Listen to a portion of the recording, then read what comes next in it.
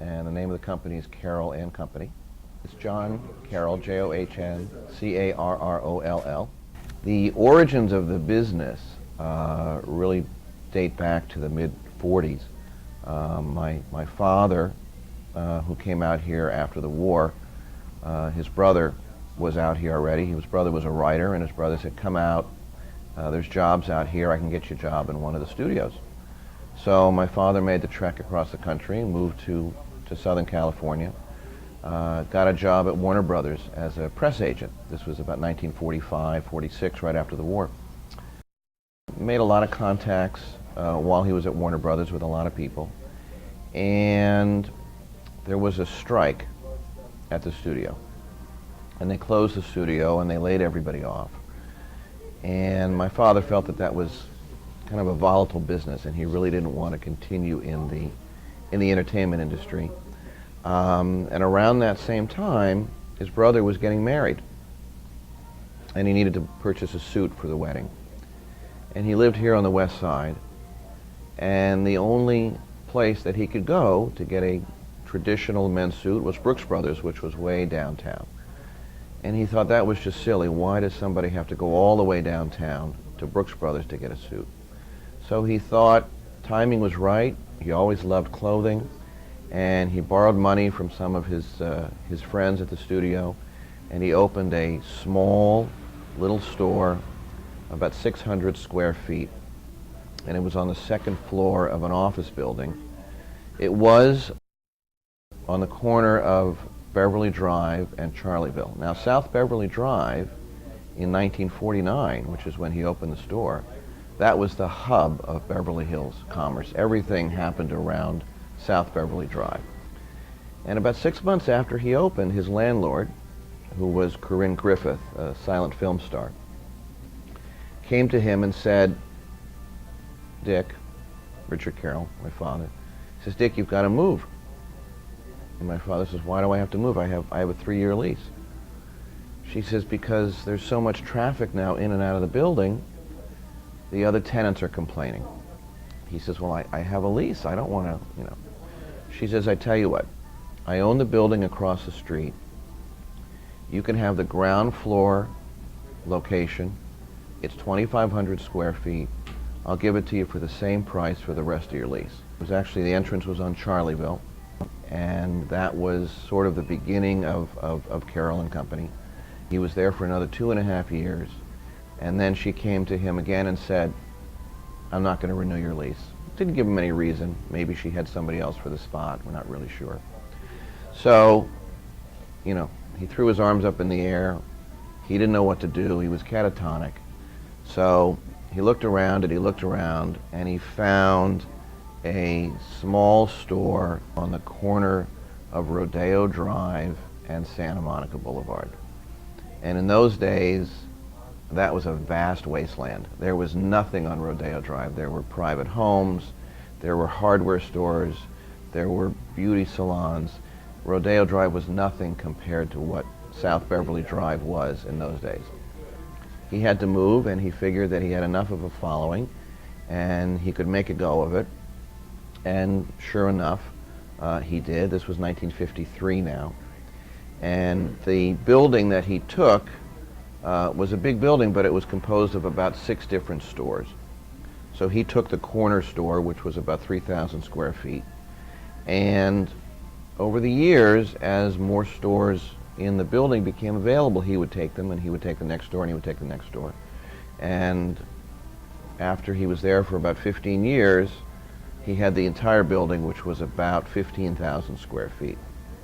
And Carroll and Company was sort of the, at the top of Rodeo Drive in more ways than one. We were in that location for 43 years. And it came to the point where we had to make a decision. Did we want to stay there and pay a lot more rent, or did we want to make a move and do something a little bit more creative? And it was that point in 1996 that we found this building here on Cannon Drive, which for the historians will remember it as the old Premier Market. If you go back to our history, we still have some customers who were customers on Charleville. and we call them Charlie Bill customers. So you're going back about 64 years that we were able to retain a handful of people who still come into the store. You know, which really has built this business is the entertainment industry, which has supported us so tremendously over the years. And I go back to some of the early customers like the Fred Astaire's and the Gene Kellys and the Frank Sinatras and the Jimmy Stewarts and the William Holdens and the Jack Lemmons and the Walter Matthau's. All of those customers would come into the store frequently. My father was very friendly with Clark Gable, and Clark Gable and my father would have lunch a couple times a week. They would always go to the Swiss Cafe, which was right next door to our store in Rodeo, which was a great lunch spot, very popular. And you know, Gable would have 3-4 drinks at lunch, not unusual. My father, who was not a drinker, never really joined him, but he also had to go back to work.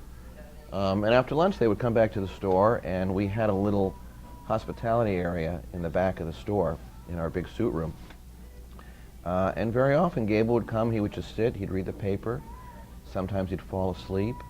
And, you know, again, I don't know the story firsthand, but I did hear that there were a couple times, a couple ladies came in and they saw Clark Gable just sitting relaxing in the back of the store. And I think one lady may have fainted. Another one ran and asked if she could use the phone because she had to call her sister back in New York or wherever, make a long distance call in those days. So that was kind of fun. Sinatra would always come in with his sidekick Jilly, who was his main guy. But you know, in those days, there wasn't the same attention which the celebrities draw today.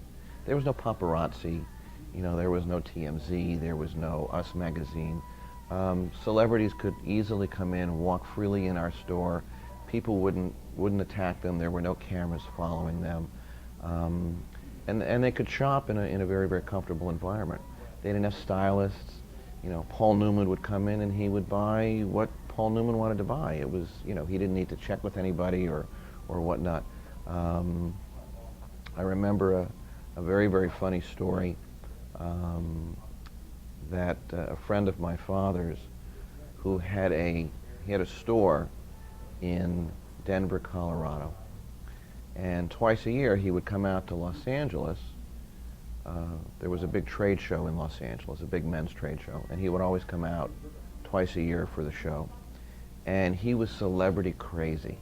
He always wanted to see a celebrity, so my father would always have him come into the store or take him out to lunch or what. One day, this gentleman came into our store to meet my father for lunch.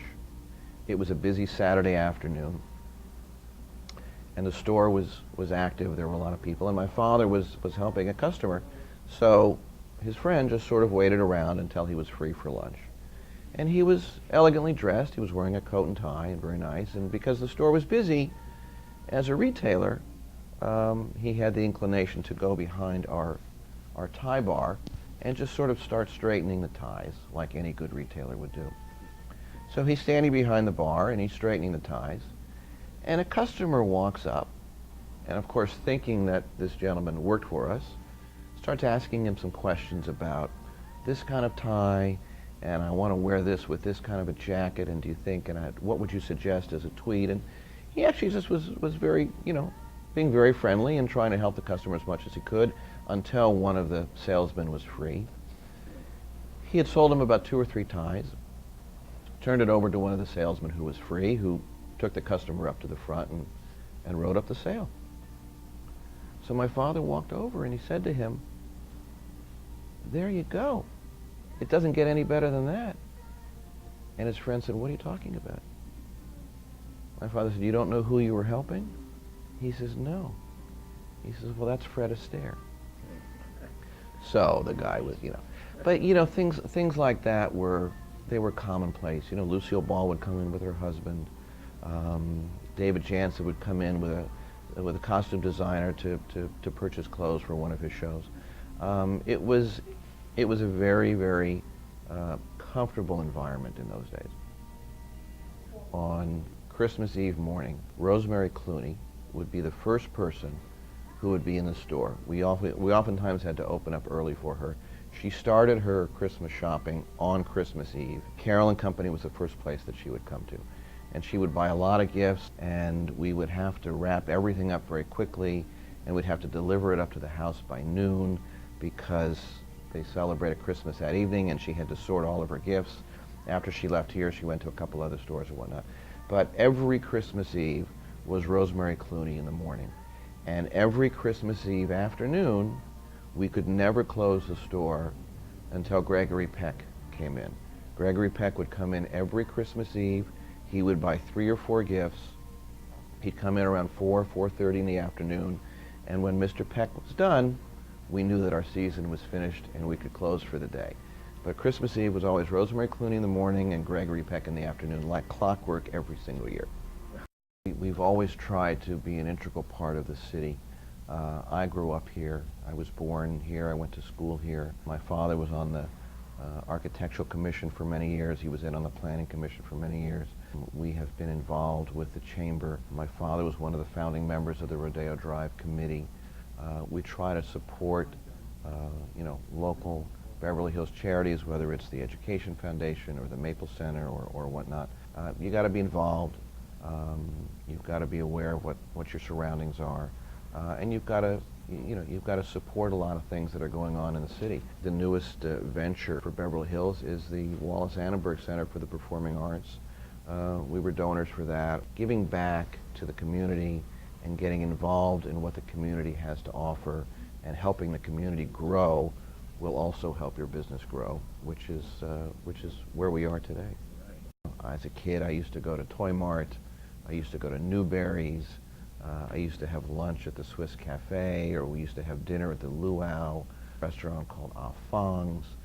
Gone from Beverly Hills are a lot of the unique, smaller stores that just can't make it today.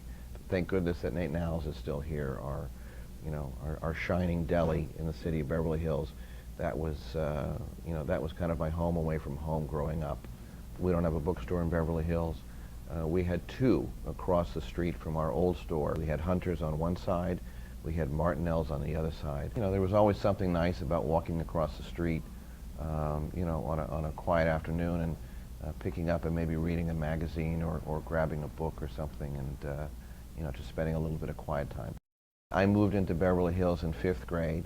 The Beverly Hills schools were far and away better than any other school district in Southern California. Beverly Hills was really the creme de la creme, was the top of the heap. And my parents worked very, very hard to buy a home in Beverly Hills. And I was fortunate enough to go to Hawthorne.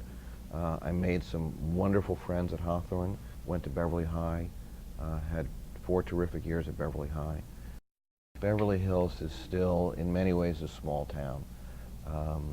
The image portrayed around the world of Beverly Hills is glamour and shopping and big homes and celebrities and Pretty Woman and Real Housewives of Beverly Hills. There are also small homes, there are condominiums, there are small stores, businesses that nobody knows about, office buildings.